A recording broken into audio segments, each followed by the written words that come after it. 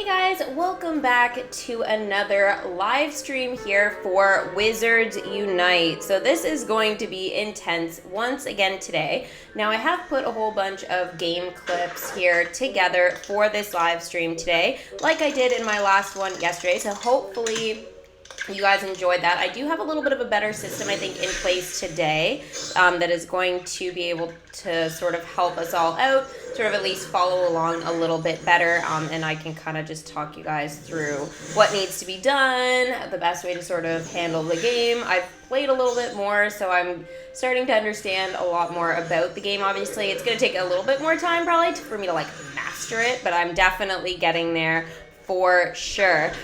So a couple of people here that I'll give a few shout outs to. Joel, Georgia, Lizette, thank you guys so much for tuning in to another Wizards Unite live stream here. So as you guys can see, I've just caught my very first student here. So this is actually pretty awesome, and it did help give me a lot of XP points, which is going to help me level up and get like more keys and stuff like that to help me unlock port keys. Now, port keys is something that I'm not going to be showing in this live stream, really. We'll talk about them a tiny bit, but that is definitely one of those things that is going to be probably like a little bit later on, just because it is pretty intense. I'm not going to lie. The port keys, they definitely require a little bit more work for sure, but we will be talking about that a little bit later on, as I said. So we have a Slytherin student here, obviously, and all we need to do is collect one of them, and then we get to, I call it like the poster, and we get to like put their picture on the poster.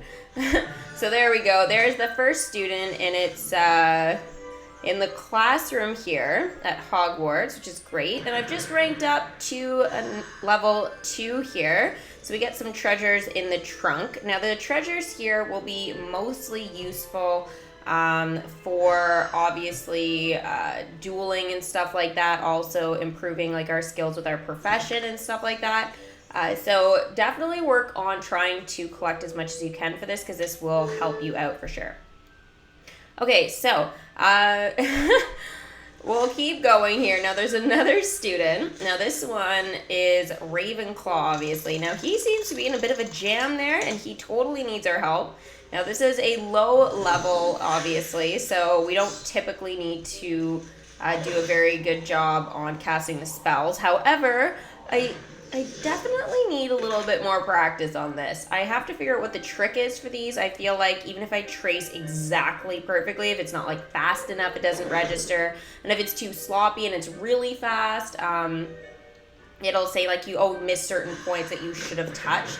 So definitely something that I need to figure out here. If you guys have any tips for me though, in terms of tracing the spells, let me know here in the chat or in the comments below if you're watching a little bit later. Am I doing a live stream on Friday? Yes, I am doing a live stream on Friday for sure. We'll be doing it in the evening, or I guess depending on where you are. But I will be doing it around this time on Friday. Now, I'm doing a DMK one on my other channel, so Disney Magic Kingdoms comes first, and that's going to be around 2, so we'll probably go for a couple of hours on that. And then I'll switch over onto here. I'm not doing a stream tomorrow though, guys. So you guys will have to wait till Friday. What is your favorite Hogwarts house? Definitely Gryffindor. I am enjoying playing though as a Slytherin in Harry Potter Hogwarts Mystery for Delphi. Delphi Augury being the daughter of Bellatrix Lestrange and Lord Voldemort. I think definitely it's been interesting being a Slytherin, kind of being bad. It feels like good to be bad sometimes, but not that bad. But it's okay. It's in the game, right? We can get away with choosing or making some bad choices, choosing the wrong answers that typically you wouldn't want to say. What is you guys' favorite house? And I guess that could vary depending on like what your favorite house is versus what you think the house you should be in. I don't know too many Slytherins personally, but I definitely know quite a few Gryffindors and Ravenclaws, that's for sure.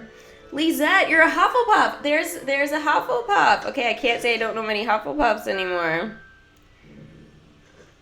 You're almost going to hit 200 subscribers. Oh my gosh, if I did, that would be amazing. George's team Ravenclaw. That's amazing. Cool. Okay, so I know more Hufflepuffs and more Ravenclaws. This is good. I don't even know how many subs I am on here yet. I think it's like between 150 and 2 at the moment. The goal by the end of the year is 1,000 though, so keep them coming. All right, so we've just gotten another Ravenclaw. Now, the reason why I would keep catching these guys, or not catching them, I guess. I say catching because it reminds me of Pokemon. I don't know what I want to say. Finding them. Keep going in. I don't know. Definitely is mostly because... When the spell was cast, these fortresses appeared across the world, trapping the rarest and most powerful foundables inside. It gives you XP. I'll just finish that thought. Alright, so Harry here is helping me out in my first, like, gym battle. Hermione thinks the challenges found within fortresses could be some sort of a magical test. Fortresses,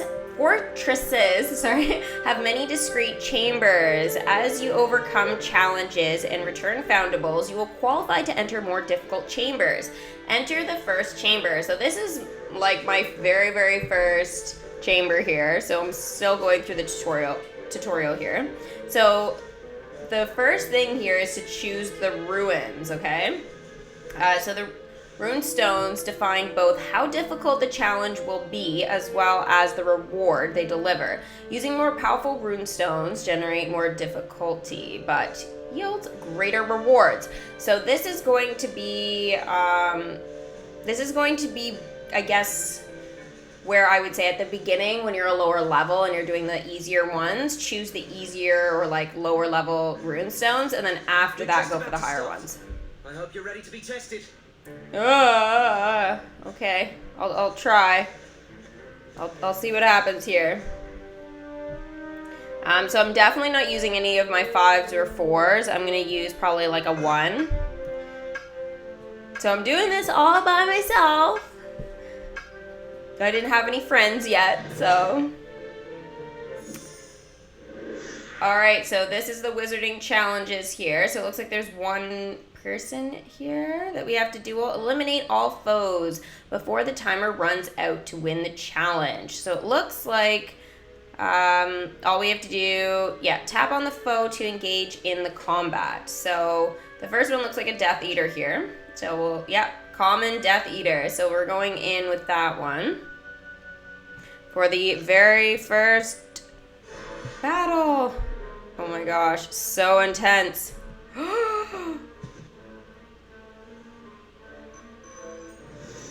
So intense.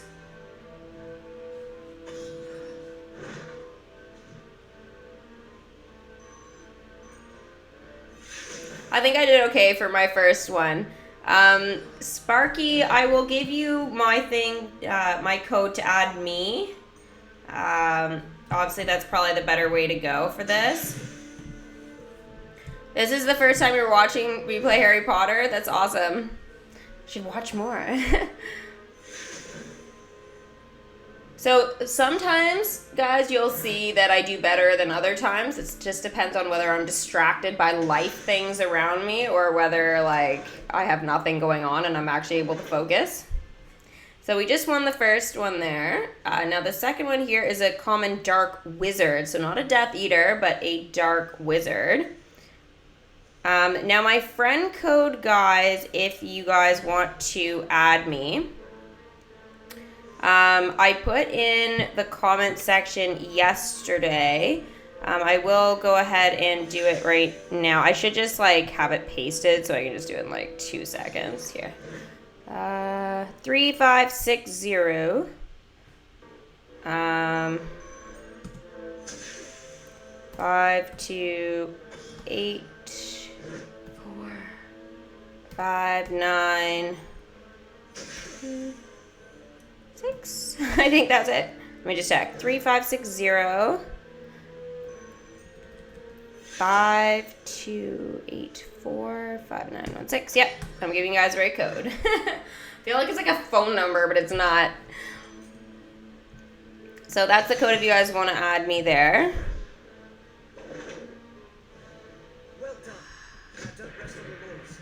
There are more challenges waiting and more foundables to return. Yay! Thanks, Harry. I love that he talks to us. I feel like that's amazing. What would you be if you got to choose any other house than Gryffindor? That's a good question.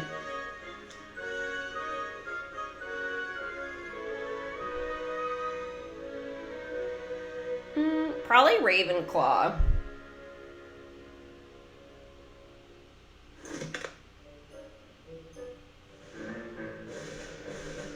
Okay, so here we go. This is chamber number 2.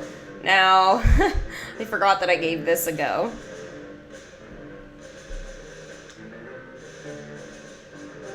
Oh, I'm noticing here I actually have friends to accept here. Oh my gosh.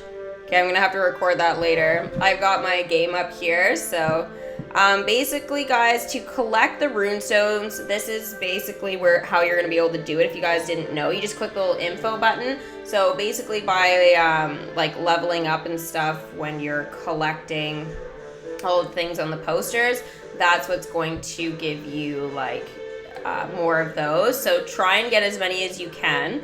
Obviously, the more you have, the better, and the higher ones you have are going to be more useful as you get stronger and stuff and challenge, I guess, these chambers and stuff. So here I'm going again. I'm using a level 1 stone because I'm still figuring out like what I'm doing here. What was your first game you played? My first Harry Potter game I played was, I think it was on like Game Boy. Way back. I didn't actually have it. It was my brother's, and I remember I like snuck it at night because it was their game, and like I wasn't able to save progress because I believe it was like overwrite the progress, and then they would have known I played. So I think I remember I was like playing really late at night, and that was like one of the first like games I actually played, and I was just so in love with Harry Potter, but at the time like it was hard with my brothers and stuff to like get anything Harry Potter without them wanting it as well, so I had to kind of keep that to my love for Harry Potter a bit of a secret for a long time. Thanks, Sparky. I will definitely accept. I want to screen record and stuff though, so I will be doing that probably after the stream. I feel like I'm a born Gryffindor, so I feel like if I wasn't in Gryffindor, they'd probably put me in Ravenclaw, but I don't know. Alright, so this guy really freaked me out. So this is an Urkling, guys. If you haven't seen him at in one of the chambers before, you definitely will face them. They are a little bit creepy and are a bit distracting.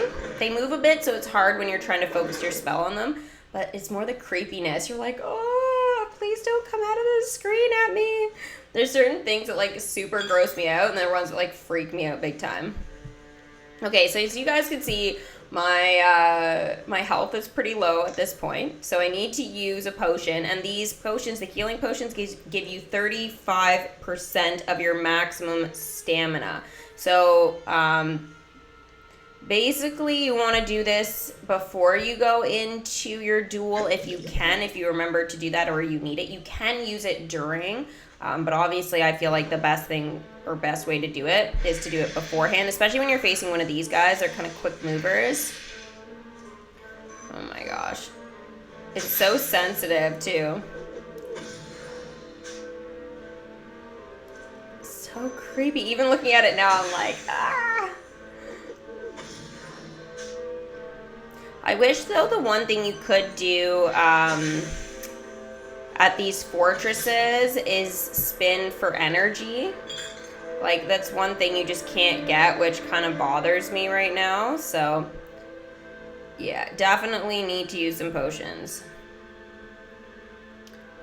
Probably another healing. Yeah, I used the healing. Smart. I probably wasn't ready to do this, just so you guys know. I think I lost one as well. And I was like, oh no, this is super bad. Yeah.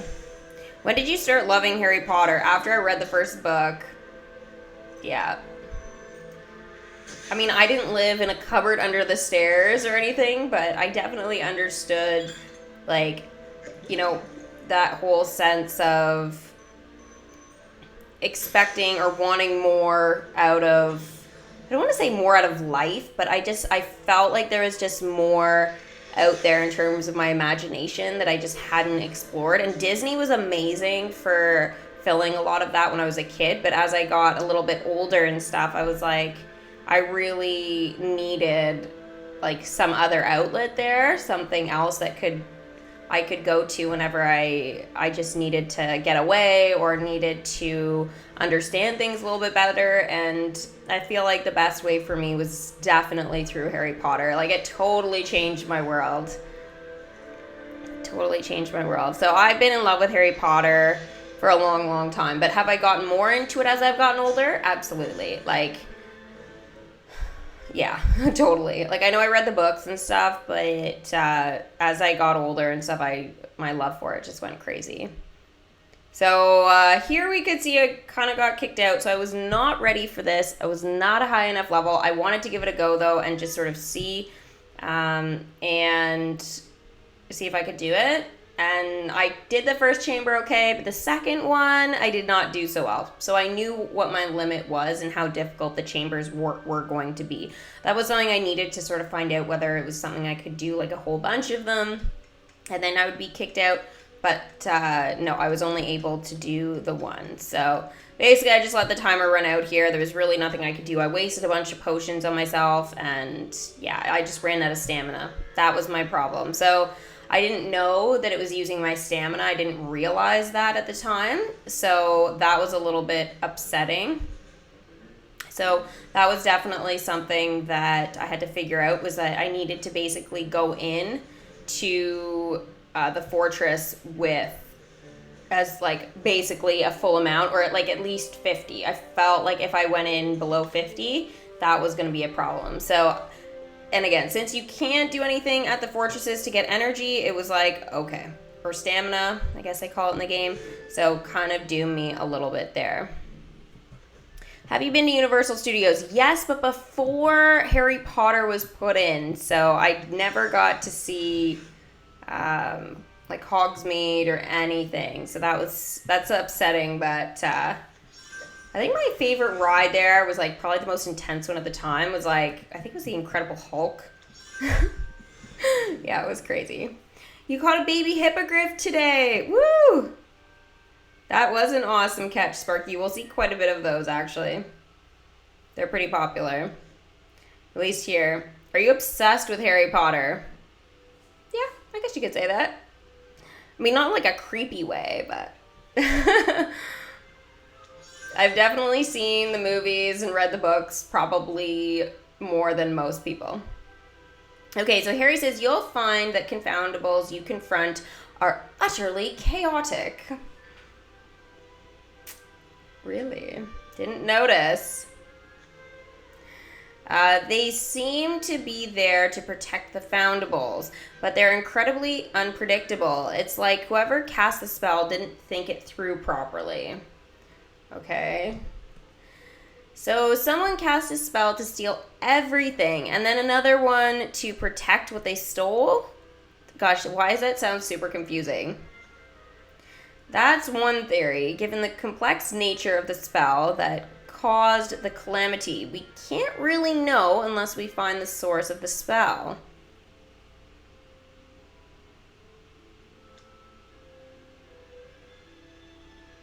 Alright, so here we go. Alright, I'm labeled Veronica in the game, but it's probably going to change. Are you familiar with the London 5 investigation? It was really quite something. 3 years ago, 5 people went missing and were never found. 4 of them were ministry employees, including Grim Folly's wife, Penelope.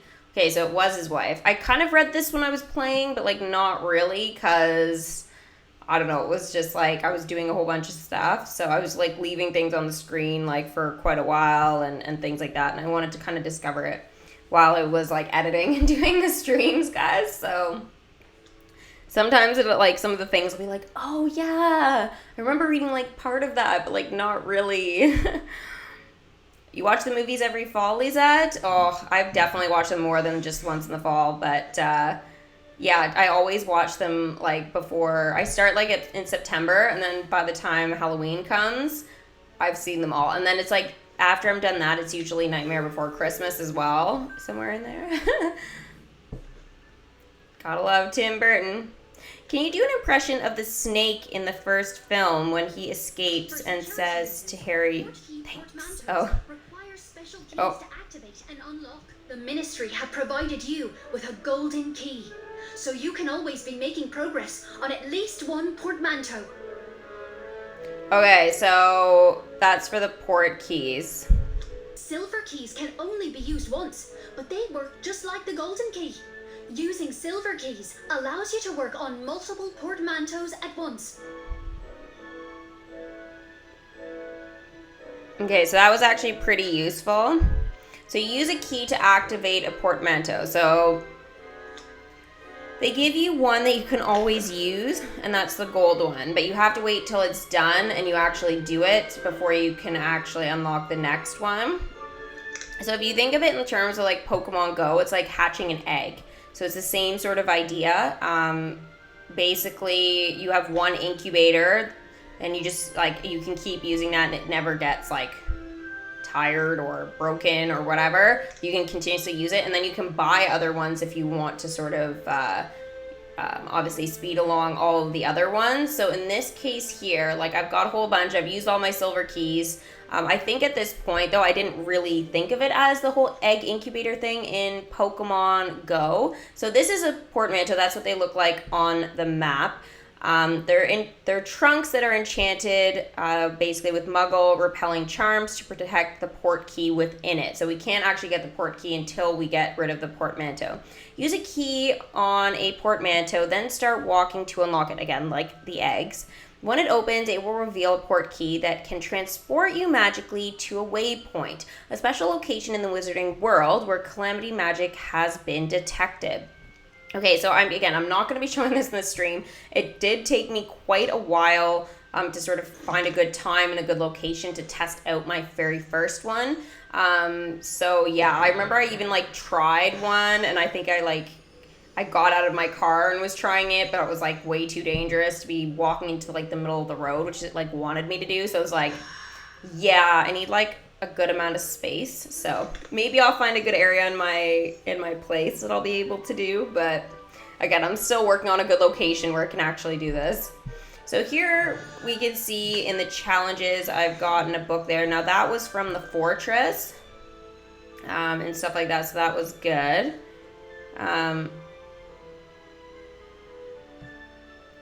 Yeah, so let's check here. Okay, potions. I still have to walk you guys through how to like master it and stuff. Okay, so my potion will improve your spell casting in both traces and combat. So this is a really useful one that you can brew quite easily. And you can brew them and they're really quickly too. It's like I think 2 hours for that one. Let's confirm it here. I think I brew another one. Yeah, 2 hours, and it's not too difficult. I think the hardest thing to collect is probably the hairs or the blood there. So again, like I did have a lot more trouble with the blood, but then I find like if you play the game more in the evening and stuff like that, it's quite popular, especially like I think it's around like a full moon or something, or when the vampires are out. They tend to be all around, at least like in my area, when I go to bed and stuff. So I feel like that's sort of like ideal that way. But the hairs, I think, like, I haven't found out, like, when it typically spawns. Portmanteau. Just take it for a walk. The magical keys require movement to turn. Just a handful of kilometers will generally be enough. Your portmanteau will let you know when it's ready. Okay. So still about port keys. Newt spleen. So newt spleens really look like the blood, unfortunately. So just sort of be cautious about that, because you can collect a lot of those like really quickly, and then they'll fill up your box. Oh my gosh, this is hilarious. Oh my gosh, the fireworks. The Weasley fireworks, amazing. And as you can see here, I was literally like doing something and trying to play. Not a good combination, guys. Like not driving or anything, but like I remember, I think I was walking, I was like carrying like a tea or something like that, and then trying to do this. It's like a really, really bad idea. And usually my spell casting just does horribly when that happens, so yeah. Who do you hate the most in Harry Potter? I hate Umbridge. Yeah, Umbridge is like the worst. She like drives me literally bonkers. Yeah, okay, so actually I think I have a clip included in here at least once of me dueling my first vampire, and that was like super duper intense. It was definitely freaked out by that for sure. Okay, Legends of Hogwarts. So I've got the very first item there, so that's good. Now, in the registry here in chapter, so this is like, again, there's a lot of different areas, but there's in the Foundable. So this here is a clipping from a very old edition of the Daily Prophet. The victim, Hamish Steed, was under ministry protection at the time of Flannery's murderous rampage. After several hours of interrogation, Flannery admitted that he used an ancient spell to track down his greatest desire, which happened to be the location of the late Steed. Oh dear. Okay, so I feel like this Daily Prophet article was like really not supposed to be published. Someone really used a spell to track down their murder victim? That seems impossible, and one must not forget that the prophet has a long history of exaggeration. You know what? This guy looks familiar. Sage. Funny, we keep records of all their issues, but this one appears to be missing from our archives. Bye, Georgia. Hope to see you again soon. It looks like you may have found something interesting. I found something interesting. What did I find? There's a whole section in the registry dedicated to ministries where you can examine the calamity. Okay, so they're ministry clues. Or no, wait, mysteries? There's a whole section registered. I don't know what she's talking about. But that guy, Sage, I think he's from... God, I haven't played that game in so long, but I feel like he belongs to the Fantastic Beasts game. I remember there was like Gethin's Mane, and I think him, and there was a bunch of them, but I feel like he's from there, which he's not like from the Harry Potter books or movies. So that's actually quite interesting.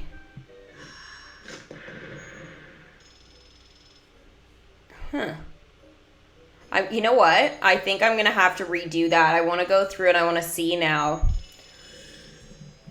I know I played that on my other channel before, but I feel like it's been so long since I've played it. I'd kind of like just to restart. And I actually don't have that device anymore that I played that game on, I don't think.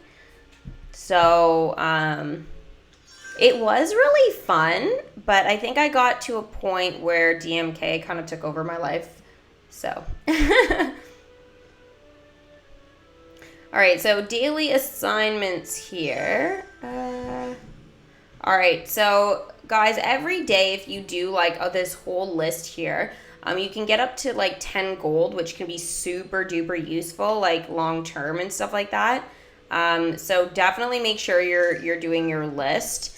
There's a lot of things obviously on the list to do, like not too many, like it's reasonable, but 1, 2, 3, 4, 5, 6, 7, 8. There's 8 things to do, but the 8th thing is do the other 7.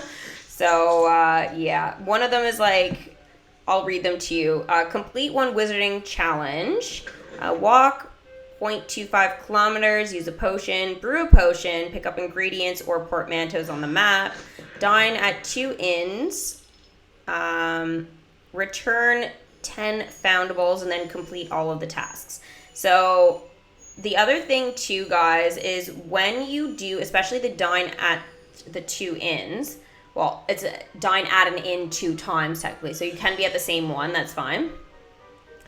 Oh yeah, there's Filch. Yeah, you actually do get some ingredients that you need for potions, so I would definitely say that it's worth trying to find those, but I understand the locations and stuff like that sometimes can be really brutal to actually try and find them. So just something sort of to keep in mind there. Oh, and I did want to let you guys know, just keep an eye out for this, because yesterday I got actually super upset and I wasn't able to complete the daily assignments, because what I did was I actually did all of them except for complete all the like I did all of them, but what I didn't do technically is collect them all, because what I was waiting to do was like screen record it and stuff like that. So I was like, oh, I'll just like do that all in one go, because like, you know, I won't collect as I go, it just will look a little cleaner. So I waited, and then when I was having trouble signing back into my game for whatever reason, I was like, okay. And it's not that like I couldn't get in before it reset, I did, and there was only like 4 hours left. And then what happened was when I was able to get back in and there was 4 hours left, it said I hadn't done any of the tasks. So I was like, I literally did them all, I just didn't collect them all yet. So that was something I was a little bit upset about, and so I didn't actually get the stuff. So yeah. Hi Sarah, thanks for tuning into the stream.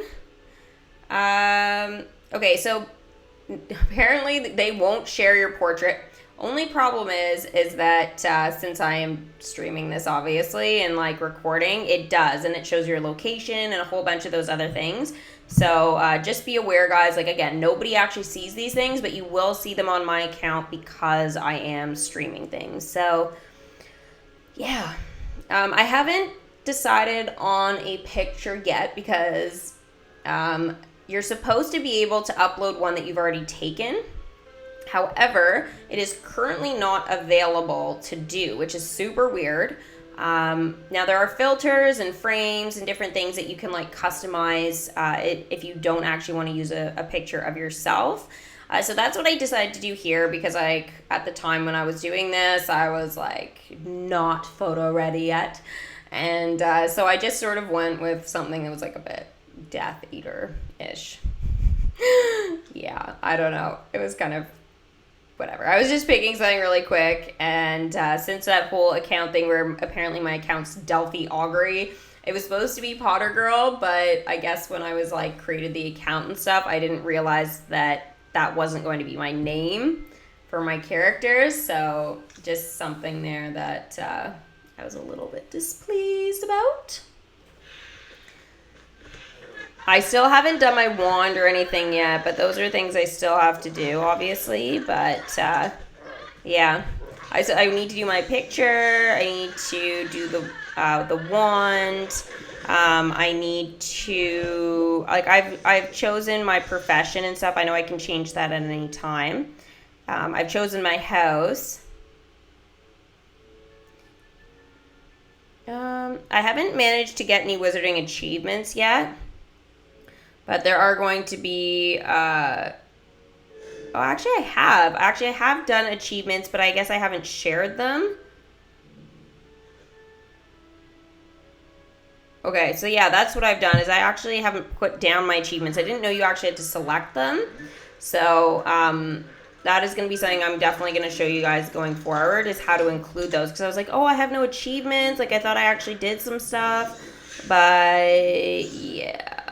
I'll walk you guys through that sort of stuff. Now, the weird thing is, though, is that it doesn't actually say, like, what the achievements are once you've completed them. So, like, I know there's ones, like, that'll say, like, oh, complete achievements by visiting another country or something like that. But it's, like, once you've completed that, for example, like, I haven't completed that one, but, like, it just doesn't say what it was for. So, yeah, I don't really understand why that would be. It just says, like, when it was completed. So, just something to keep in mind, guys, is that even when you do it, you're like, you'll just get this badge, but that'll be that. Yeah. Now, what did you guys think there of the ballerina troll? Like, that was just ridiculous in my opinion. So funny. Oh my gosh. I know it's a music box, but it's so funny. Rank the Harry Potter movies from best to worst. Ooh, I'm gonna need to think about that. Yeah. Okay, so this music box, a delightful music box featuring a dancing troll. Some music boxes have been known to be enchanted, causing whoever listens to its sinister, tinkling tune to fall asleep. Oh my gosh, so this is like the Jigglypuff of music boxes. Oh, sorry. I know. I'm going to keep having Pokemon references, I'm sure, in this. Because, again, same game creators, so you kind of have to, you know, make some similar references. Okay, woo! Level 6. I think I'm like level 11 now, maybe? I think I'm like level 11. So we got a few more levels, obviously, to go through in terms of content and stuff for me to be able to show you guys. So obviously, every time you level up, you get a whole bunch of stuff. Now, you don't get any stamina. Now, that is something I wish that they would do, is like Hogwarts Mystery and Pokemon Go. They give you like Pokeballs, which is almost like the same thing as energy in this game. So I feel like what they really need to do is be able to like include that, because we do all this stuff and then we only get one silver key. It's like, okay. But I guess everything else, like, I appreciate the gold. I wish it was a little more, but I understand. I hope it goes up as you like progress and stuff like that. The other thing was, again, like, oh, Hermione. Your combination of determination and skill is rare, and I've received approval so we can offer you some specialized training. That's definitely not Emma Watson, unfortunately. Harry Potter sounds like Daniel Radcliffe, but Hermione is not Hermione. For sure. So there is going to be some clips, guys, where I definitely show you guys like my little avatar going around. One of the things there is that it flies on a broom when you're going too fast. I just love that. I think it's like the funniest thing ever. Yay! Oh, I was talking to another volunteer today and they were confused by the threat meter. It's quite simple, really. So this is Constance Pickering. Again, I have really no idea where she comes from in terms of this Wizarding World. I feel like she's like game specific. The more likely a foundable is to break the International Statute of Secrecy, the higher the threat given by the system. That makes sense. So we're pretty used to that by now. This should have been explained, I feel, a little bit earlier. Interestingly, foundables of a higher threat tend to be protected by more difficult confoundables. So there's foundables and confoundables, guys. So Harry, I think, is going to explain this. Lower threat foundables are easier to return. It seems like a rather orderly way for a chaotic spell to behave, don't you think? I agree.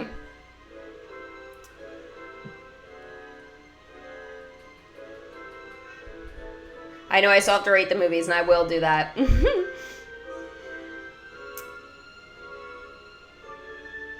I love that Harry's included in this game. I feel like he's on a very minor level, but the fact he's still in this, it's like,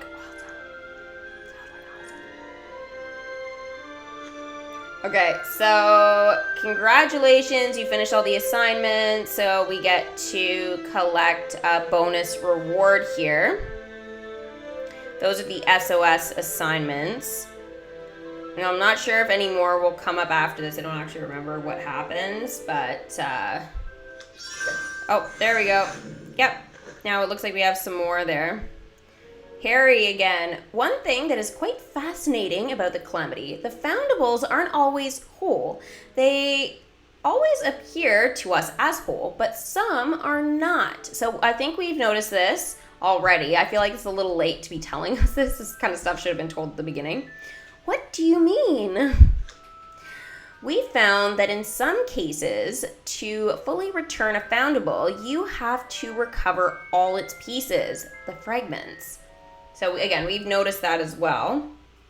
So the Foundables can have fragments, okay?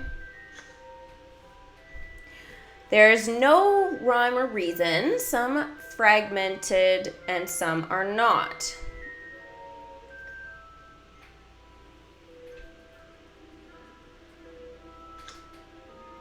Work with Constance to understand Foundables and why some are fragmented.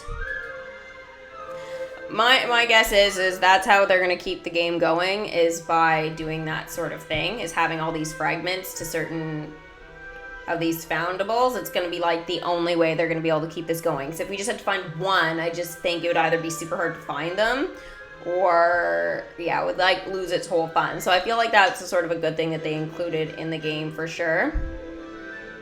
There's my witch flying on her broom. Oh, now she's walking. I wish we actually like had like a proper avatar like Pokemon Go. I thought we were going to be able to do that in this game, but we can't customize anything yet. I feel like that might be something that comes. I hope that's something that they do like in their first year of like, you know, having the game stuff. I know there's like a lot of other things they're going to be working on before that point, but I do hope there is going to be some sort of avatar. And I know it'll be like, oh, we have to buy outfits and stuff, but like I think I'd prefer to do that than just have like this random thing. Like I know we have already like our picture, but we should also have like for our ministry profile, but we also really need to have some sort of like cool avatar, especially like for people like me who are like showing the game and stuff like that. It's like, yeah, we want to see a cool thing. It should be again something that's like private for other people, like, but I mean again, if you're streaming, it'd be super cool. Okay, rank the Harry Potter movies. Okay, I'm going to say the best one was number 1. Then after that, I would say... I almost want to say it does go like 1, 2, 3. And then I think it, for me, goes...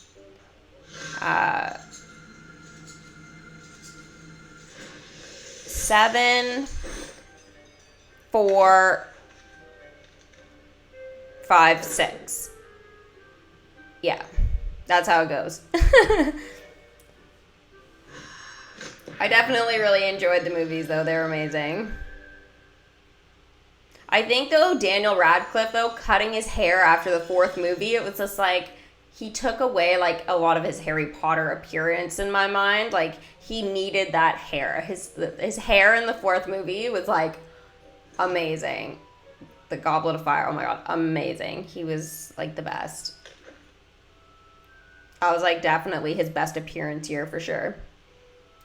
Okay, so in potions here, woo, I got a potion. So that's the 2-hour one that I was brewing. So it goes into the vault. Now that does fill up. It's kind of like our bag like in Pokemon Go. It does fill up. Sparky, you love the last movie and the 3rd one? Yeah, the last one was amazing. The Battle of Hogwarts, yeah. Like, I would have ranked that higher, but I just feel like I have other reasons for liking the other ones. You've proven to be quite resourceful and adept. We can use needs a few more like you. I wish it was Emma Watson doing the voice. Now then, to get started, you'll have to choose a profession. Alright, so this is where we choose our profession, guys. So there are going to be 3 professions for us to choose from. Obviously, you guys already know that I chose to be an Auror, but Auras you are the can switch Wizarding World's that. best defense against practitioners of the dark arts. We're well versed in offensive magic because our very lives depend on it. Yeah, so that's why I chose that It one. takes courage, wit, and guile, and not many have the stomach for it. I do. Do you? I do. I do. Do you have the Hello stomach there. for it? Seems you might be interested in a bit of magizoology.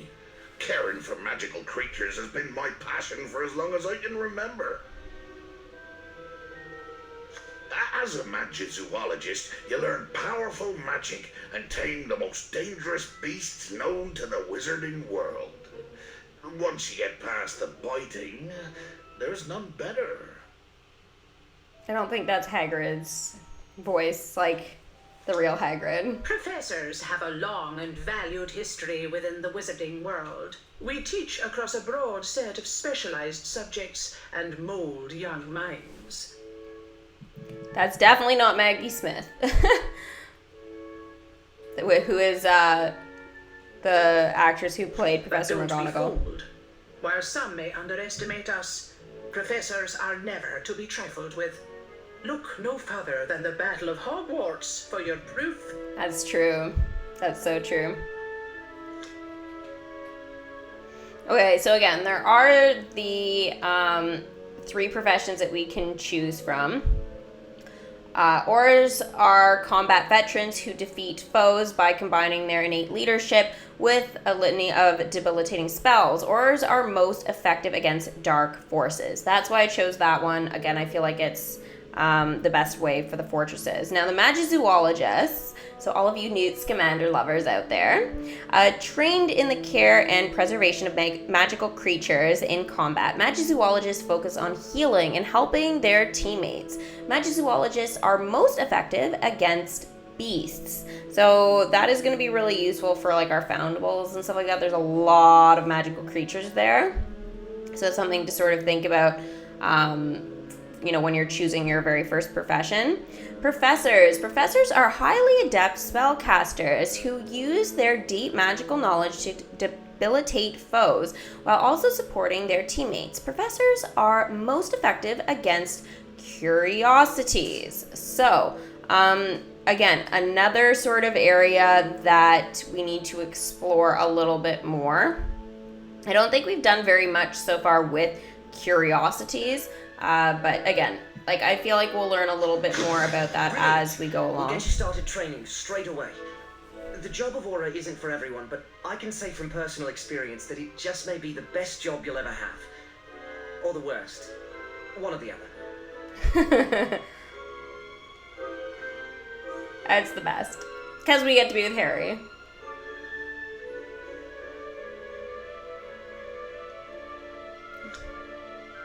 Your profession training will consist of learning individual lessons pertinent to your vacation. As you learn lessons, your skills and capabilities will improve. Okay.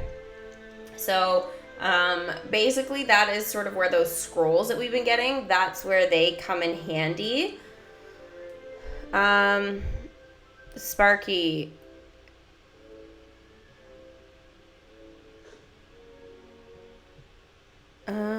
You're struggling to work out the portmanteau. I stepped into it and couldn't work out what to do. Any tips?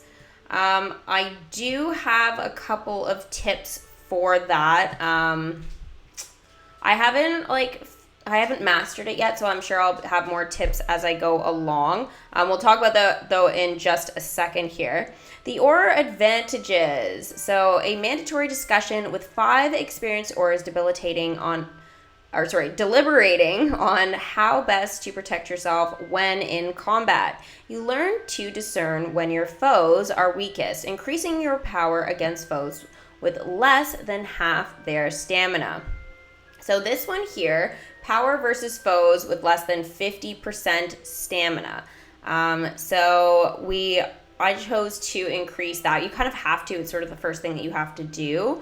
And I think that this one is actually pretty useful, so I wouldn't skip out on this one. So there we go. I've mastered that. I've given the scrolls that I had to give. I mean, I don't love giving my scrolls away, but it's definitely a worthy cause for sure. Okay, now that after that, we're looking at a few other ones. This one here is the Flitwick method. A weekend seminar with master duelist and Hogwarts professor Phileas Flitwick, whose dueling techniques will help you increase the amount of damage you can inflict against foes in combat. So this one here gives you 2 additional power. You start with 20, you get 22 from that.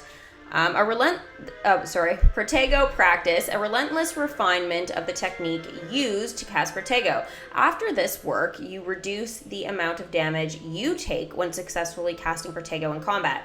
This is absolutely amazing, guys, for your fortresses and stuff like that, for your health. So you won't have to use those healing potions and stuff as much if this is higher. So this one is definitely pretty urgent too. I know it's just 1%, but definitely that's something even just 1% at this point can really help you out, especially if you're worried about your stamina and stuff like that, and your health. Those 2 things, I think, both of those different options with Professor Flitwick, the weekend crash course, and then it's sort of enhancing our Protego. Again, really going to help us with the fortresses for sure. And some of those duels that we can encounter. Now, those are the purple little circles that we'll see. Has a wand on it if you look really closely. So probably pretty useful against those as well. So those would be things like vampires, as an example. That is actually going to really help us out with that. Now, there are obviously different, as we saw, there are different things we can do. Magic zoology, we can be a professor or an aura. Now, you can switch at any time, guys. You don't have to worry about that. I believe your skills do stay there, though, when you do switch, so it won't affect you too badly there. Wow, 2 portmanteaus in a row. That's amazing. So, yeah, anyways, basically, you can switch. I believe it does save your progress. I haven't tried it myself, but it's supposed to. And then basically your skills and stuff, I think, will still be applied from your different things. Once you've got it, you've got it. So that is obviously really helpful. Now, in terms of port keys, okay, so the portmanteaus, basically the portmanteau is the thing, just so you know, Sparky, it's the thing surrounding the port key. So right now we're looking at,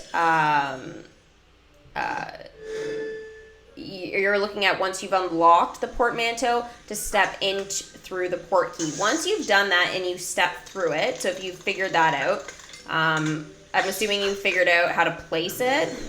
Portmanteau, I stepped into it and couldn't work it out. Okay, so you figured out how to step through it, which is literally the hardest part.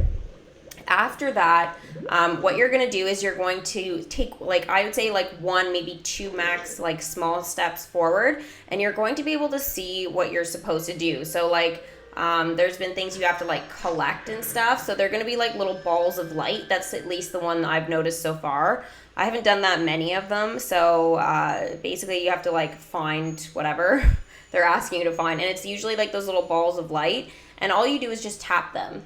Now, if you can walk forward towards something or move side to side, if you're trying to actually see, you're oh, I think I see a light there, but I actually want to take a look at it a little bit better. You can step towards it or move sideways, and it will give you a better angle of whatever you're looking for in that area. Now, be warned, if you walk too close, it will kick you out of the port key. So that is something I think that they maybe haven't sort of figured out. I feel like they should have something if you take 1 step forward and it's too much for them, the image doesn't change. It just stays there, right? Or they have some sort of warning sign that comes up that says oh, hey, you know, you're too close to the object. You can't go any closer than that. So it's like basically saying your zoom is going to be done. So, and as you like sort of turn to the side, you will like, it's basically just your movement. So it sort of like works the same way when you look at the screen and you're going like side to side like this, right? So what's happening there is we can see like the map is changing. So it works the same way inside of a port key, is like you literally have to like move your device or move yourself. The best way is to just move with it. So like just turn whichever side it happens to be, just turn with it, and then that's going to be obviously the easiest thing to do there. So yeah, just keep that in mind. Oh my gosh, guys, you won't believe what just came up here. A niffler. Oh, it's a baby niffler. I love the nifflers. They're honestly so adorable. I like literally need one. I know I already have one, but like so cute. And we got ministry memos. So I'm not quite sure at the moment what those are for. Oh, there's a duel there. Yay. So the pumpkin juice only, I think that's pumpkin juice. It only gives us like 3. Oh, yeah. Okay, so here are the dark detectors. This is basically like in Pokemon Go. This is like a lure. Oh, no problem, Sparky. Hopefully I was able to actually help you a little bit there. If you have any more questions about it, though, let me know for sure. I definitely will be testing them out a bit more as I sort of go along here. So basically the dark detectors are like lures. So like 30 minutes of like basically just bringing things in and around you. So that is, again, just something to sort of think about, is like if you're going to drop one of those, then you need to kind of just stay in that area. So something I really haven't had the time to do, to be honest. Ooh, okay, so this is a duel here with a centaur.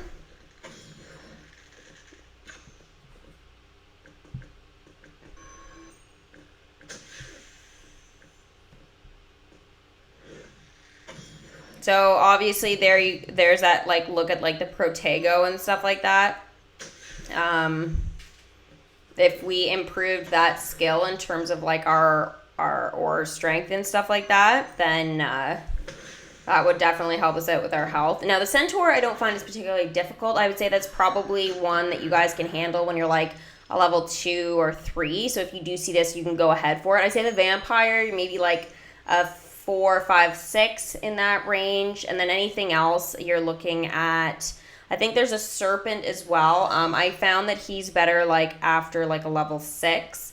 Otherwise you will need to use healing potions. I think even a 7 I had to maybe use one once. So just sort of keep that in mind when you're doing that for sure. Like just that you might need to use some of your potions when you're going up against these things, and don't go into it without enough stamina. Otherwise, just wait until you find another one. I know it's unfortunate, but it's definitely something that you guys kind of have to consider for sure. Otherwise, it's just going to be like way too much. Okay, so looking at the aura profession here, there's obviously like some player stats and stuff that you can look at. I haven't figured them all out yet. I obviously will like go into more detail about the stats and stuff as I learn a little bit more. Right now it's just sort of like improving, like doing the lessons and stuff to get better.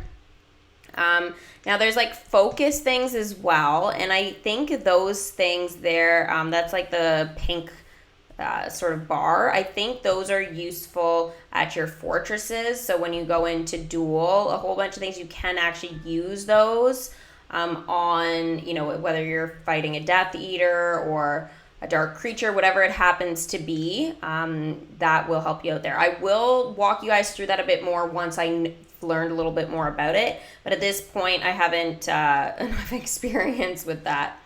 The weakening hex, I guess we'll upgrade. Yeah, I upgraded that one. Okay. So that one's kind of like in the middle. It's just like the big square one. I think it's just sort of like a general thing they recommend you do. Field training. So basically this increases your chance of getting a critical hit or critical cast, they call it, in combat. So that is something like we saw with the centaur, or you'll see with the vampire again, for example. Is like those are things that if you're a lower level especially, those are things you want to kind of hit up for sure. Now I'm sure we'll need this like later on as we sort of continue, and there'll be more challenging things, but until then, just you want to make sure that you've got as much of these stats as possible. Now the Bat Bogey Hex reduces a single foe's stamina in combat, so that is useful there. This one here was your power. So basically it's just like how much damage you're going to actually do on the foes that you encounter. So it doesn't go up by that much, but you can increase it a whole bunch of times. So the first one, it goes up by 2. So you start at 24, and then you'll go to a 26. And then it looks like the next one as well is 2, so you'll go to 28, and so on and so forth. Now, again, like they do have caps and limits there, but at least with this one, it does allow you to go a little bit higher than some of the other stats do. So Protego, obviously, that I'm going to make sure I do that one now because I have enough of the scrolls and stuff, which I didn't when I read this to you guys like a little while ago. Now, the Protego power, again, it's like your shield power, so it's what protects you from losing your health and stuff. So again, very useful in the fortresses, which are, again, the gyms. I may refer it to as like a gym sometimes. So if I do say that, that is what I mean. All right, so yeah, so basically like, yeah, okay, so here's the weakening hex. Oh, right. Okay, so it basically impairs who we're up against, so that it's like reducing like the damage they're able to do to us. So basically what their power is, it's not going to be as powerful. So that is, again, something that's useful for our health and stuff like that. If we can impair them a little bit and can't do as much damage, that is obviously the best way to go. Now, here is my code, guys, up on the screen. I know I did share it in the comments section, but again, you guys, you can add now or later. It doesn't really matter. I will be obviously accepting pretty much, I think, any invitation. If you have more friends, it does unlock certain achievements in the game. So this is just another way to help you guys out. So, yeah, kind of fun that we actually get to do that. Now, I know, like, I don't think right now having all these friends helps you do anything except if you're, like, with them. So I hope that's something that they do at some point where it'll be, like, internationally and stuff like that. So I do have one friend that is here, so that is great. So I can actually go and do the fortresses with them and stuff. So hopefully I'll be able to get a few more at some point. And then have a few that we can go up against them. Now, the fortresses I know are going to be one of those things that we'll need to, like, have a whole bunch of friends, I think, like, if we want to beat more of it. But unfortunately, with my schedule and stuff like that, even if I had a whole bunch of friends that were playing this, makes it very difficult to do the fortresses with a whole bunch of people, especially because, like, again, I'm probably playing more than most people are, or at least the people I know. But yeah, hopefully I will become the stronger one so people will want to play with me. I think like a bunch of the people I knew that were playing this game or wanted to play this game, they were super pumped about it like last year when it was supposed to come out. And then they were pumped in like March because we were supposed to be getting like the betas and stuff, and like nobody did. And it was super dumb. And then basically my country was like one of the last ones to get the game. So again, it was like, I think everybody was just super annoyed. So I don't think as many people are playing as I initially thought. So yeah. So Hermione here is talking to Constance. Yeah, okay, this is a sort of like irrelevant. I didn't find this particular bit very useful.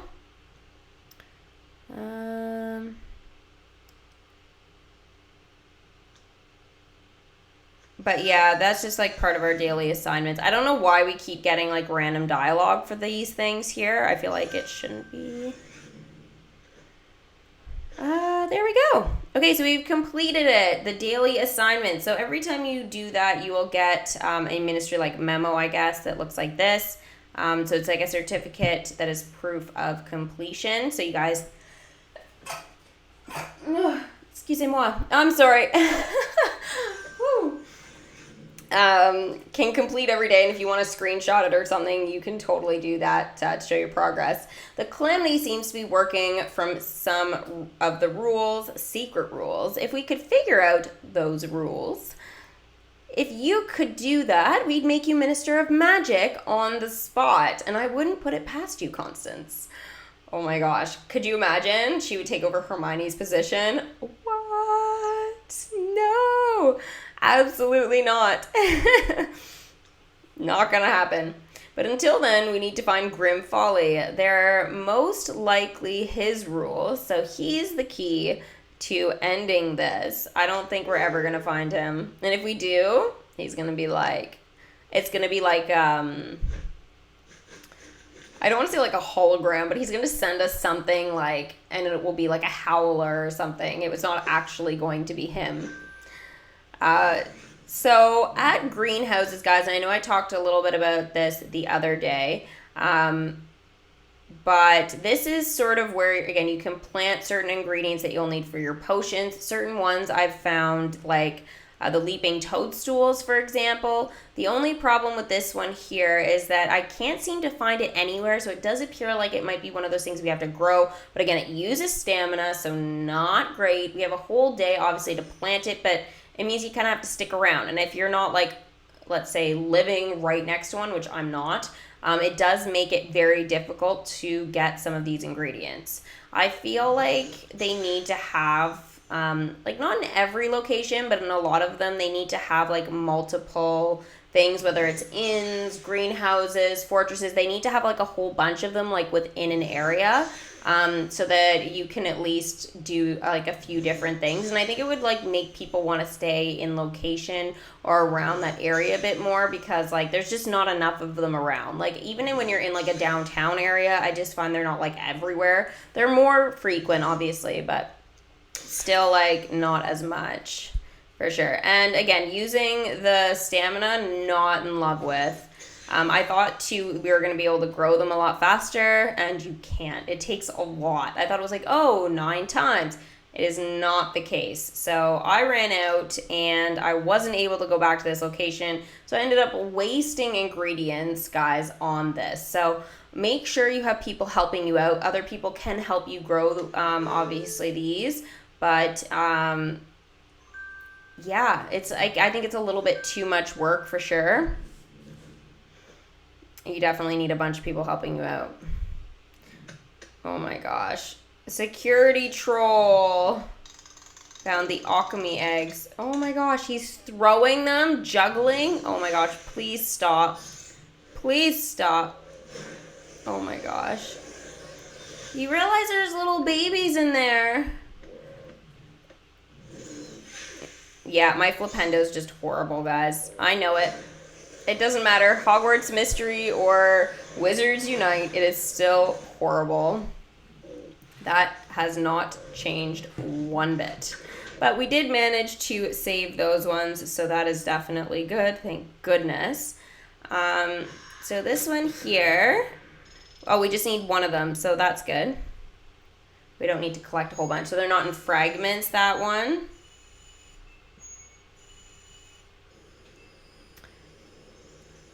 Ooh, and we got a potion from that. That's good. That's very good. Ooh, and now we get to place it in New York City streets. Oh my gosh. I can totally tell there's a shadow of Newt Scamander there. So the alchemy egg, it's actually hard to get. They're made of pure silver and are protected usually by the adult alchemy. Aside from their pure value as an ore, the eggs are an essential ingredient for the potion Felix Felicis. Okay, so that potion, guys, we actually do kind of experience and get to sort of test out in the Harry Potter movies and stuff like that. You guys might remember that's where we saw Horace Slughorn in the potions class. So it was when he was potions master. So that was like the last year, I guess, that Harry was at school. So year 6 at Hogwarts.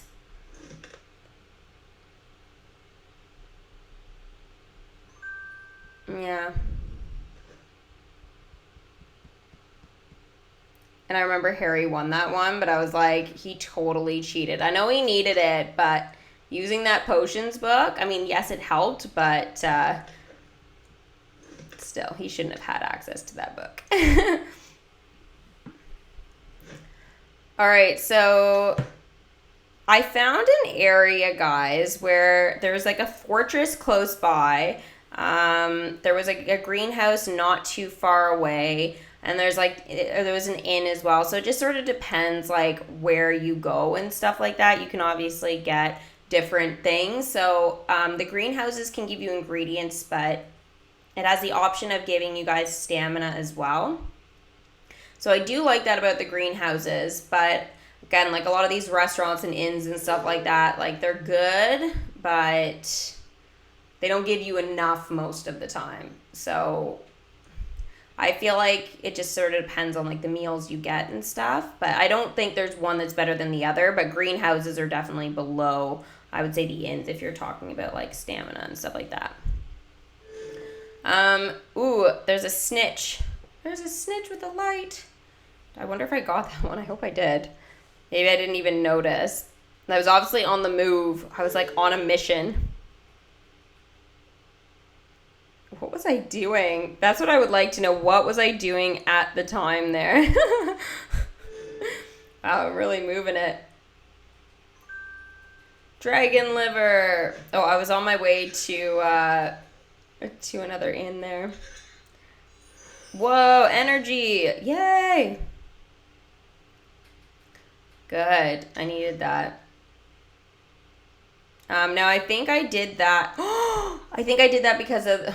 Sorry, I just literally get so excited when I see characters I love. But it's useful for the fortress. Here's Luna Lovegood! Ah! Ebublio. What a weird spell. Oh no, it resisted!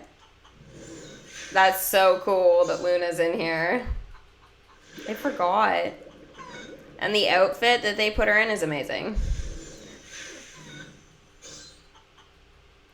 Gosh, I feel like those spell traces should have got a lot better than a good. Those were actually like solid traces. Yeah, I got it. And I love that she's wearing her Spectra specs. Okay, so we need 4 of the fragments for Luna. So we'll definitely have to work on collecting some more of those before you can actually place it. Young Luna Lovegood. Holding your quibbler. Whoa! Oh my gosh, I remember this one. The Graphorn. So there's fire and it's craziness. Hi Amanda, thanks for tuning in. That's okay. I know you're probably doing something else besides besides watching the streams. Yay! Okay, so I saved the Graphorn. That's good. So it's back in Newt Scamander's suitcase, so that's good. And we only need 1 of those fragments. I think that was my very first one. It'll tell me here.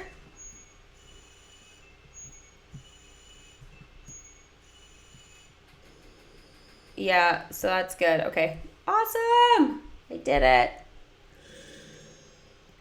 A young Graphorn? I thought that was an older one, but I guess it is young. So we can go ahead and place it here. So we've actually got 2 things in Newt's suitcase right now. The baby Niffler and the baby Graphorn.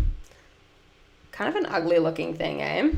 So Graphorns are large, aggressive, humpback creatures native to the mountains of Europe, whose horns are a highly sought-after potion ingredient. In 1926, Newt Scamander was known to have the last breeding pair of Graphorns, working towards a repopulation strategy.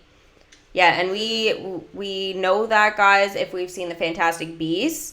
Oh my gosh, the moon calf. I think I missed my first one. Oh my gosh. I think it was my very first one I actually missed, so it was super sad. What did you miss? We've been talking about the 5 that are missing.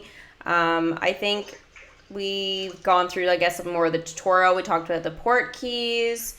But I think we've just been game playing. I did my first fortress, so that was pretty cool. I was pretty happy about that. Yeah, see, it departed on me. I wanted the moon calf. Not fair. Totally not fair. But I did get a runestone, so that's useful, obviously, for the fortress. I am going to be doing another one in the stream, so you will be able to see that. Oh, I got a port key unlocked here. I don't think I tried it. So port keys portmanteau is prepped for processing. Excellent. Your portmanteau is ready to be opened. Inside, you'll find a port key, which you can use to travel to a special location within the wizarding world. This gives you an opportunity to return foundables only found in port keys. Tap on the portmanteau to open it and reveal your port key. Tap on the port key to use it. I don't know if I included like the pathetic clip. I opened it and then like I had to leave it because like I couldn't figure it out at the time. I don't know if I actually included it in here. No, I cut it out. Okay, so I've unlocked another port key. So basically all of them just like started coming available, all the short ones. So those were the silver key ones for sure. Gosh, there's so many things in this area. It's crazy, but I don't have enough like stamina. Okay, so I got 8, so I might be able to, I think I did maybe one thing here. I think I had enough. Yeah, I already have that one. I hate leaving them, but like at the same time, it's like I'm looking for ones I haven't done before. Ooh, I don't think I'd done this one. The ministry worker here. So we need to use Incendio on him. Oh, that wasn't a very good trace. I'm usually better at Incendio. Yes, you will have to watch the beginning part, but there's still like at least another half hour, 45 minutes probably, I think, of clips. So you're good. You're good for now. Yay. Oh, that was my first time collecting him. So that was the ministry official. And so that means we get to put him in the Ministry of Magic in the atrium there. So I've almost done the whole board. I just need, I guess, one more thing. So the memos. So that's good. I found this guy. He kind of reminded me of, who did it remind me of? Not Cornelius Fudge. Oh, maybe it was. No, not Fudge. Who am I thinking of?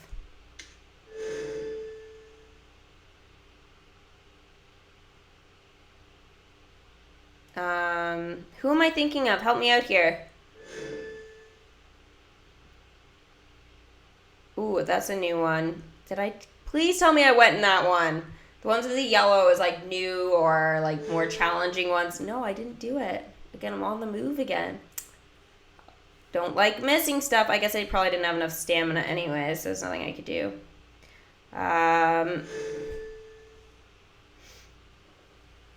Wow, I even missed good ingredients. You're going too fast. Yeah. Oh, there I go. I was definitely going after stamina because I didn't have enough. So I had 7, but definitely needed more.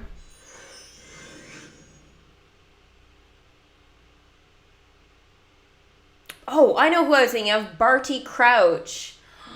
That's who it reminded me of, the ministry worker. I was trying to think, I'm like, who is that? It's not Fudge. Yeah, it's Crouch. That's who I was thinking of. Alright, I'm on the move again, flying on my broomstick to, obviously, my next location here, obviously, for even more energy. Oh my gosh, the stamina there. I remember when I was getting a whole bunch of 3s, I was so disappointed. I'm like, really? This is just ridiculous. Not even fair.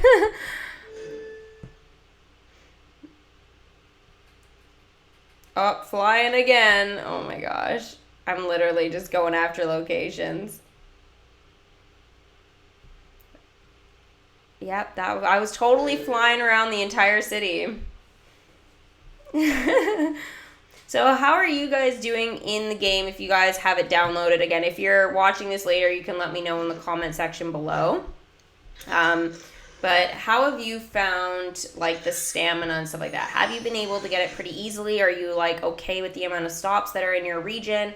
Or do you find like they need to, feel like they need to add a few more? I feel like they need to add a few more, personally. I know in my area, like, for example, where I am right now, at my home, there's actually 2 fortresses that are right there. And it's like, it's awesome. But at the same time, it's like, why do I need 2 fortresses with no greenhouses, no inns, no restaurants, like nothing? So it's like, what am I supposed to do? Like, literally, I can go and do fortresses, but if I don't have stamina and the fortresses don't give you any, it's like, I have to like go like somewhere else. It's like, no. Not the best, definitely, but something that I would have to say, like, you don't play it, Amanda. Why not? You're just like watching it instead. I know it is time consuming, especially if you're doing like DMK and Hogwarts Mystery or Toy Story Drop or whatever it happens to be that you're doing. It's it definitely can be time consuming, but. Yeah, it's been pretty fun. I still got like another like couple hours of clips still after this already, and I'm going to play tomorrow, like probably for like an hour or 2. Gonna be going out, so I'm gonna have to make sure like I don't get too many clips. I hope I just find like some stuff I already have, but I'll be doing another live stream on Friday evening, so you guys will be able to see what I've managed to catch. And stuff though, like in the last 2 days, so it will be pretty good. The snitch! I want the snitch! It resisted me. I think I lost one of them too. Actually, I think I've gone up against the snitch a few times, and I haven't managed to get it. I think I did get one, but like, they're super brutal to get. Yay, I got that one though, so that's good. So it's Return to the Chudley Cannons. Oh my gosh, they're like the worst team. Yeah, so you need 8. So you need to catch 8 snitches. So they're in fragments. Although the walking and the other games I play, but mostly the walking. I understand. I really, really do. I wish there was an option that like you didn't have to walk. You know what I mean? Like, I understand the point of it, but at the same time, like, I wish there was, like, a feature, like, if you couldn't, you could do, like, a mode where you could, it's almost like control, like, a Game Boy type of thing, or, like, you know, you can have your character walk around, maybe, like, in an area that you are, but it won't count towards, like, your progress, for example, because, like, I know they want you to walk, like, 0.25 kilometers a day or whatever. I feel like they should like allow you to walk in a certain area of your map by just controlling your witch or wizard, but I feel like that might be something they won't incorporate into the game, but I feel like it would be definitely really nice if they did at some point. It would be a good thing.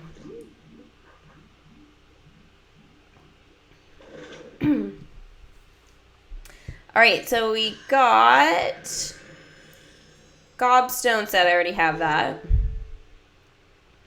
Okay, so if you guys notice, there are some flags around. So those flags basically mean they'll attract more of what is displayed. So for example, we saw there the golden snitch. So there's going to be more things that have to do with Quidditch that are going to be appearing in this area. So for example, here we just saw the snitch, and now we're seeing a bludger. So if you're looking for those flags, this is sort of what it means. Is it's just going to bring more attention to those types of foundables and stuff like that. I've been saying this since Pogo, they need that feature. Yeah. I mean, it's something like I haven't really talked about or even thought that much about. I think the one thing for me that I would like is that I know they want you to be so close to a stop, but it's like some of the stops that they actually have, it's like, okay, there's like a couple of them that I went to, and I know I won't be going back because they were actually like not in the safest areas. Like, for example, I know one of them was like outside of like a bus stop or something like that, but it happens to be like a very unsafe bus stop in my city. And I was like, oh, like it's just in that general area, but like you can't drive up close enough to it. Like it's still super close, like, and literally it looks like you're on top of it, but it doesn't let you like go in. And I'm like, you know what? I can't get out in that area. It isn't safe enough. And like, yes, okay, it's fine to drive, like it's not that unsafe, but like again, getting out and like doing that kind of stuff, it's like, no, they need to have like a certain radius that you can actually access these things a bit more. And two, like sometimes there'll be certain things where whether you're parked or whether you're walking and stuff like that, sometimes like there's another one where I remember it's like a church, I believe it is. I always typically pick like churches and stuff like that. They have a lot of stops. But the thing is like there's one, and you basically have to be right up against the wall of the church to access it, because there's no other walking points because they have like a big massive fence around it. So it's kind of dumb. You can on like one spot, but you'd have to like literally like press yourself up against the wall and hope that your game is registering things properly. I just feel that they need to have like a bigger variety of like where you can actually like just a bigger capacity of like where you can be and stuff like that. So bigger zone, I guess that's what I want to say. Yeah, the zoning is not fantastic. And I noticed that in Pokemon Go too, it's just like you have to be like right on top of it almost to access it properly. And it's like you can't always stay in those areas. Again, they're either not safe or you technically like, for example, that the one church one that I mentioned, there's another one that's similar to that. And like where they have the stop, they're always like, oh, stay safe and don't like trespass. But I'm like, there's another one that's like not that far from me and I can't go to it because it's actually would be trespassing. So I'm like, they've literally made it for people who like only are allowed in there. And there's like, I know there's not really anybody in that particular thing because that building is like kind of closed down. So a little bit ridiculous. Now the Kneazle was pretty cool. Now the interesting thing, which I didn't know about this, is that they're a license to own magical creature. So I didn't know that. I thought Kneazles were, yes, the breed of cat, but I thought that was it. I didn't think there was anything particularly special about them, but there actually is. So pretty weird. I didn't know that about Kneazles, that you need a license. If I do download it, I'll have to go to the park for a better experience. Oh, for sure. I don't think they realize how dangerous it can be when you go out to play. It's all fun until it's not. Amanda, you said it perfectly. It is fun until it's not. Again, when you can, like, you go and reach a stop or an area, and then you realize it's like, oh, wow, I can't access this without doing something either I don't want to do or I shouldn't do. So again, like, just expand that zone just a tiny bit. It doesn't need to be a lot, but it needs to be like at least 50 meters more to the area. Basically the map that they have, it doesn't even allow you 50 meters, but it's like it needs to be a little bit wider than that because, yeah, not fun. Not fun. And 2, okay, I'm just gonna point this out. And this is maybe a bit weird in some ways, but I noticed this in Pokemon Go as well. I travel by this area quite a bit, and it's actually a cemetery, and it's probably one of the largest cemeteries, like, I think, in my city, or at least that I know about, and it's, like, in a very, like, central area of my city, and they have so many inns and greenhouses and everything. There's just so much of it in there, and I'm like, you picked those as monuments, like a cemetery. Like, I know, for example, like I know some people, they're like, oh, if you like walk into a cemetery and you're not like going to visit anybody, like that's actually like super bad luck and stuff. And I mean, I'm not like super superstitious, but it does make me a little bit like uncomfortable to go into a cemetery just to play my game. So I feel like they just need to add more stops, just like generally, and not shove them all into a cemetery. Like, I just honestly, I don't know if that's like with everyone, but I know this is like the biggest one in my area, and like I know I'm familiar with it, but it's like, oh my gosh, like, no, I'm not going into my game intentionally like into the cemetery just to get my stamina. Like, no, like, how insensitive do I have to be? I don't know. Anyways, enough cemetery talk. But just something like, I don't know. It's like one of those things. I remember like Pokemon. It was like, there was this one thing I remember, and it was like, spin at like 10 Pokestops that you've never visited before.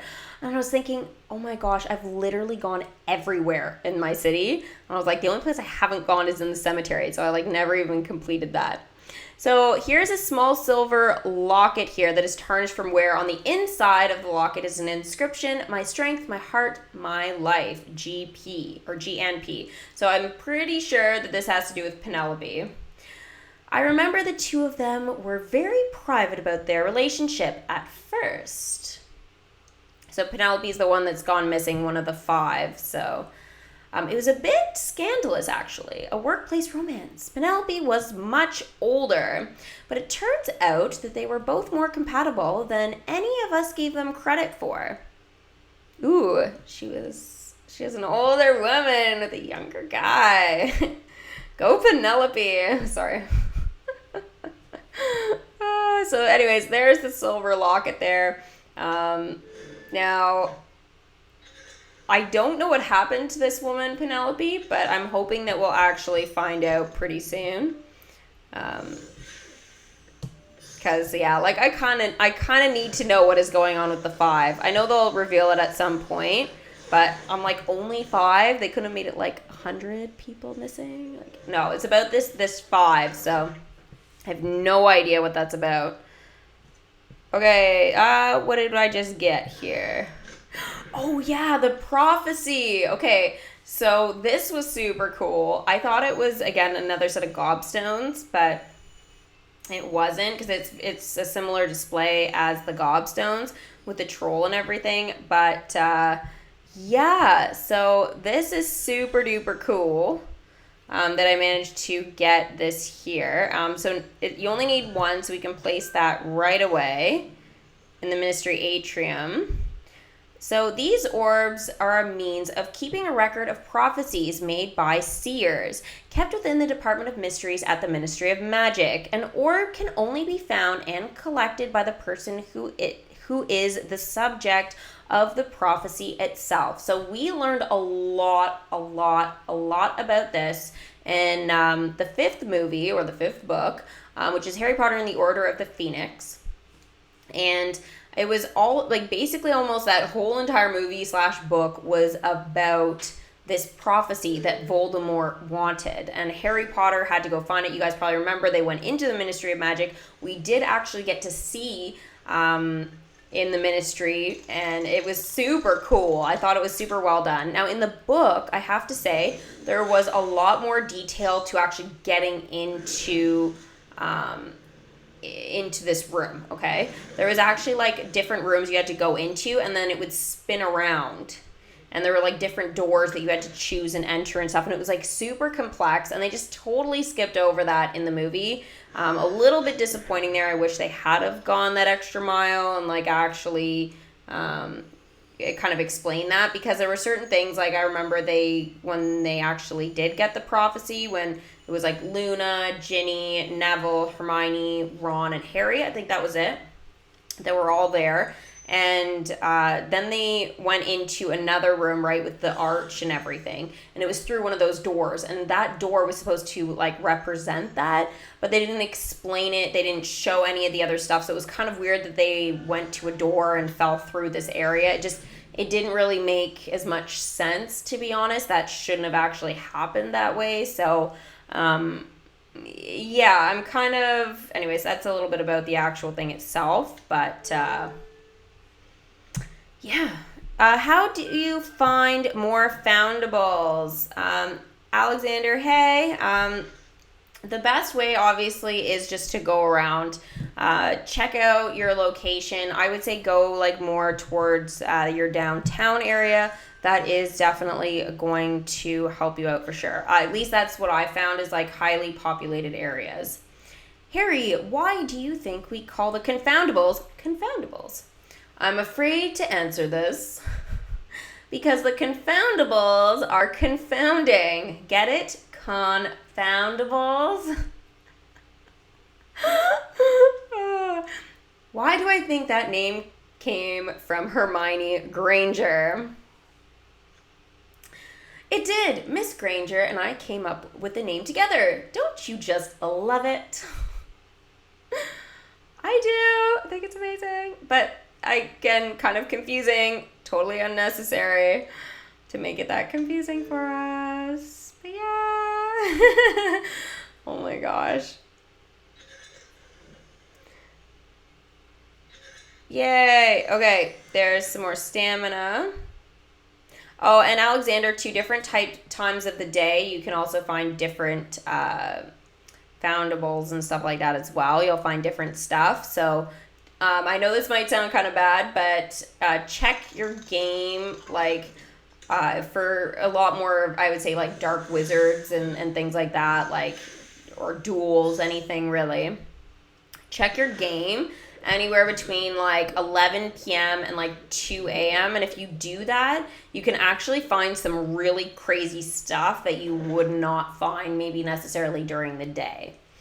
Or, like, it's, like, more rare, I think. For example, like, the blood that we need for the potion, or for one of the potions there that, like, I remember my first day, I, like, literally couldn't find any. And then I was able to find a whole bunch of them. I actually have, like, an over massive amount. I know I found a few during the day since then, but it's the Rheum blood. So, basically, I found that, like, at night when I found a whole bunch of vampires.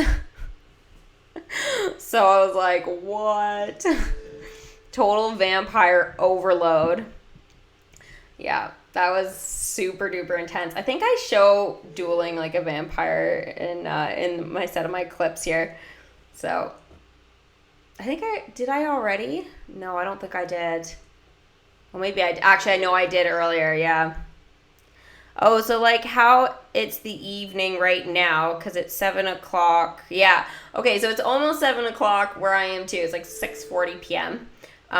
So yeah, you're going to find different stuff at different times of the day. Now I know that obviously those flags that you see sort of around, they're not like that many of them, at least where I am. But those flags, they attract different stuff. I talked about that a little bit earlier. But basically it's like if you see a snitch on one of the flag banners and stuff, then that's going to like attract more foundables that are related to that, for example. Again, it just depends what you want, obviously, but you definitely check your game different times of the day to find different stuff. So just a little tip there. I mean, I'm not going to check my game at like 2 a.m. every day, but like if I happen to be up late working or whatever, then like, yeah, totally. Or I even get up in the night like for a glass of water. Like I guarantee you, I am now checking to see if there's anything around me. Yeah. I know, TMI, but whatever. Oh, you live near a flag. That's super awesome. I don't live near a flag. I live like literally right by two fortresses, and it's super weird because I'm like, why two? They're literally like side by side, and I'm like, this is so dumb. I can't get any stamina or anything. I just like get to battle, but I'm like, two? You couldn't have put like a greenhouse in between or something, so at least I could have had something else. But yeah.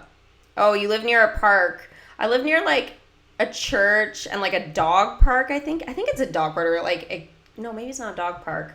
I don't actually know that area, like this area very well because I haven't been here very long, but I know there's some sort of like very, very small park, and I think there's a dog park not too far, but I think that's why I have like these fortresses and stuff, and I'm like, why? Give me something else.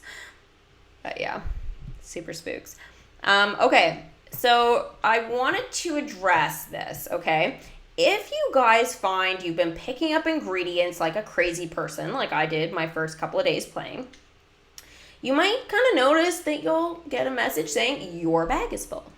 And that can be super inconvenient because they haven't walked you through your bag at all. So you really have no idea what water cans and stuff like that, for example. Like basically they didn't tell you any, like they told you how to expand your bag but not how to clear it. So in your bag there's obviously different areas. There's potions, there's ingredients, there's utilities, and rune stones. So basically each and there's seeds and water, sorry. There's 5, I guess, sections to your bag. So potions has an area you can collect up to 50 without expanding your bag. Ingredients you can collect up to 200. Now it sounds like a lot, but it's not. And then utility, there's no limit on that. Same with runestones, you can just collect as much as you want. But seeds and water, again, that has a cap as well. I find water tends to fill up your bag really quickly, just so you guys know. And I will show you guys how to clear that. I think I did show it like very briefly on the screen there. Hopefully I'll show it again. I will be doing a live stream, guys, where I will be walking you guys through the bags on how to actually clear it step by step. So I'll actually like plug in my device, and it will be a shorter stream, but that's probably fine. And we'll go through on like getting rid of some stuff and everything. So if you go into your bag, you can click info, and on like, for example, your seeds or on your ingredients. And then from there, you click manage, and then there's a bar and you can delete however many you want of the certain items. So again, like for example, Disney, I've managed to collect like a whole bunch of Disney. The other one was snowdrops. I've got like so many of those, and then newt spleen. So I keep having to go into my bag and clearing them. I've gotten into the habit of just tapping whatever. Ooh, Hagrid's umbrella. Yeah, I forgot I got that. So that's actually his wand as well. Basically, there are certain ones like that look very similar. So for example, the Granian hair, and I think it's like the unicorn. I think I've used it. Let me just check here in potions itself. What was it? Abraxan hair. Yeah, so it was Abraxan hair, and let me just double check. I want to make sure. Granian hair. Yeah, they look very, very similar. The only difference is actually the color of the hair, and it's something that you will not be able to kind of tell the difference of the hair unless you collect it. The color doesn't really change on the screen, no matter how big your screen is, whether it's an iPad, maybe the iPhone, the X series, anything less than that, it's going to be really hard to tell anyways. But even on those, like, I can't really tell the difference at this point of the different varieties there. So just something to sort of take into consideration if you are playing the game and you are finding your ingredients are piling up. You can delete them. Very easy to do. Again, just time consuming, especially if you're moving around like this. Are you going too fast? That's the Weasley's car. The flying car. Super awesome. You see that in the second movie, the Chamber of Secrets, which is awesome. I really want to watch that now that I'm thinking about it. I really want to watch Harry Potter so bad. Need to do it. I need to watch it again. I know it's not the fall, but it's approaching the fall. It's still summer, but whatever. It's getting closer. Oh, this was so cool. Oh my gosh. I had so much fun with this one, and it wasn't particularly difficult actually to get. We used a Mediolo Jinx. So one of the Jinxes that we've actually seen in Harry Potter Hogwarts Mystery, we got to use on this here. Now this was super duper cool because at first it's like, yes, it's a harp. But if you guys notice, it actually has a merperson on it. So yes, mermaids in Harry Potter are very scary looking. They are not Ariel from The Little Mermaid. So yes, very crazy. Okay, see you in a bit, Alex. Christina, hey! Is this game on the computer or the phone? I played on the phone. I know my mom plays it on the iPad. But I'm assuming you probably play it on computer, maybe, but I don't think it would be very useful if you do that. Harry Potter is my rainy day go-to movie. Oh my gosh, I know. Or like, I feel like, when you get home on like New Year's too, like, oh my gosh, yeah, in the evening right before bed, you're like, what better way than to just start my year off with Harry Potter? I've done that a couple of years. I got home and I'm like, yeah, I just totally need to just Harry Potter my life. Okay, so, actually, oh yes, here we are. Okay, the Cowboys mural, super cool that it's even called that, and it's got, like, its own fortress, like, oh, so cool. I thought that, kind of, you can tell between the arch and the torches there, it's like, all these cowboys, you're like, yes, so Harry Potter. No, jokes. So yeah, actually, I am going to be doing this, with somebody else, so this is good, and we're going to be taking on obviously the ruins and the chambers together, and it's gonna be awesome. It's gonna be super awesome. Yay, Christina! Don't get overwhelmed by the game at first or the tutorial. Please just be patient. Yay, Peter Potts in aura as well, so we are going to crush this.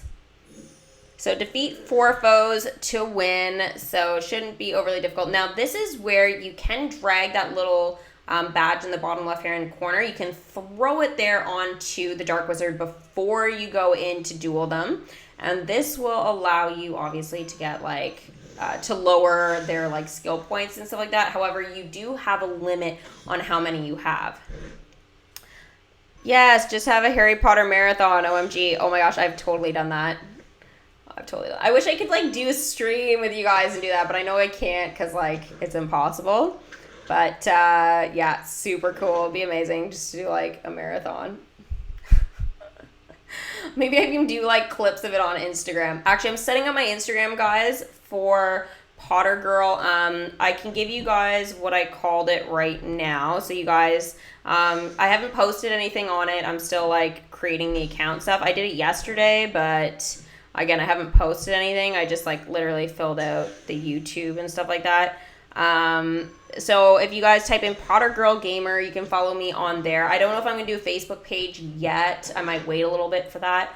It might be something I do when I get to like 1,000 subs or something. I'll have like more of a communication base. But for now, Disney Girl is kind of like my communication base right now. But obviously if I can expand this and stuff with my love of Harry Potter, then I will open up obviously more channels of communication with this game and stuff. So yeah, if you guys want to head over there and follow me, I'm going to be posting like clips and stuff from my gameplay and things like that. And maybe I'll like do some like cosplay type of stuff. We'll see. You can do it on Facebook. I don't know how Facebook works with the streaming, so I'll have to wait and see. Yeah, take your time. I walked you through it like in the live stream yesterday, so if you want to check that live stream out, you can. I didn't walk it through as well as I did today, so I apologize about that. Today's walkthrough, I feel like it's like a little bit better. I will be sort of improving my ways on how to show this game, but my idea for it was like been very different than what I've been able to do. So the game is like wasn't exactly totally what I was expecting in some regards, so That's why I like how I'm like showing it in my tutorials and stuff like that maybe aren't like as advanced yet, but I'm gonna be working on that and finding like a really good system, obviously, for sure. You're American Girls. Oh my gosh. You have some AG dolls? OMG. Christina. That would be amazing.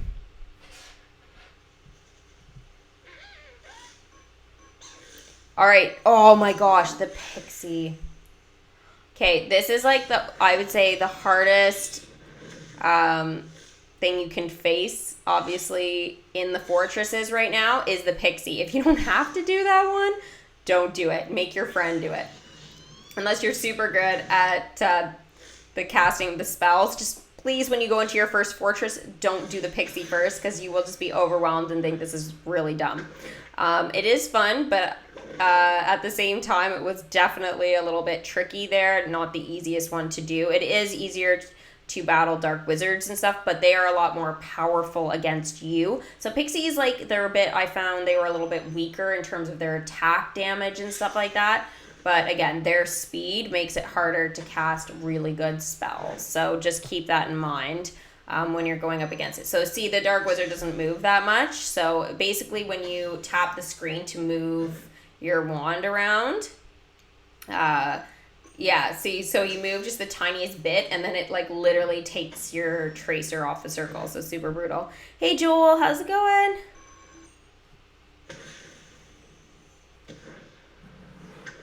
Yay, okay. Victory, we did it! So we got magical water plants of the Mediterranean. Ooh, and a Braxton winged horse. We need 15 of those. It must have been my rune stones. So the rune stones you use obviously are a little bit different there.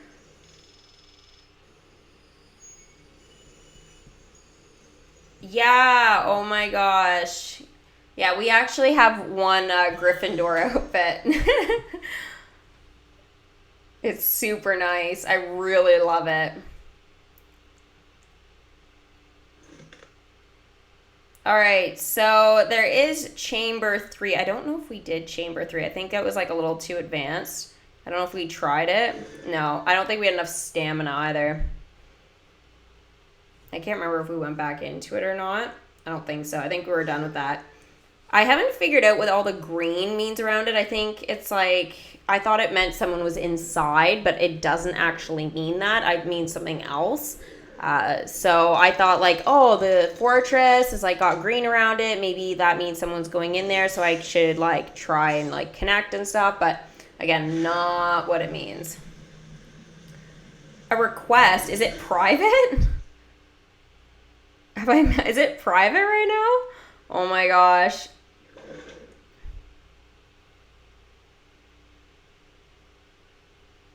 My account can't be private. I didn't do that. If I did, I'm gonna change that. Gosh, they've changed so much on Instagram. I don't even remember. Like with the settings and stuff, so ridiculous.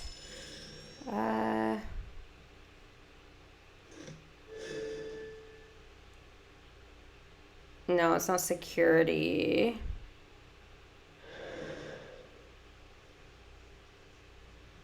No, my account's public. Okay, yeah, no, my account's public. No, my account's public. There's a picture of me on it. Sorry, it's like not focusing. It's Potter Girl Gamer. It has my pic, yeah. Are you gaming life? The game isn't really a battle game. There are battle features to it, but I wouldn't call it a battle game, no. Have you played Pokemon Go, Christina? Because it's the same idea as Pokemon Go. Very, very similar to that.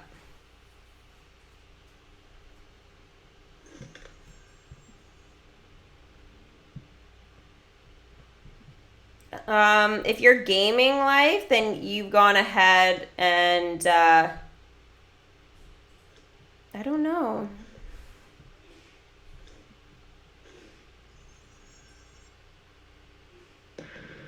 Oh, you're gaming live? Okay, well, you didn't send a request, you just followed. Holy Pokemon. Oh my gosh, it's amazing. So I guess you're a Pokemon Go fan, I take it? Oh my gosh. That's so cool. I love it. It looks super cool. You did a good job. I like your account. What, to gaming life? No, it's good. I like it.